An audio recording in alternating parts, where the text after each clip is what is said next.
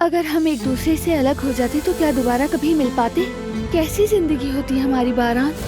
जरा सोचो, हम अलग हो चुके हैं और मैं हायर स्टडीज के लिए मुल्क से बाहर चली गई हूँ। तुम्हारे जाने के बाद मैं भी रोज इसी साहिल पर आ जाता हूँ, सिर्फ उसी एक लम्हे को फिर से जीने के लिए, जब तुम्हारी आंखें मेरी आंखों से पहली बार मिली थी।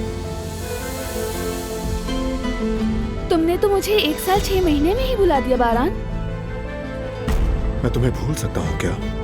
हर लम्हा, हर याद और जो वक्त भी हमने साथ गुजारा, सब आज भी यहाँ मेरे दिल में है, क्योंकि मोहब्बत दिल पे नक्श छोड़ जाती है और वो नक्श मौत तक नहीं मिटता।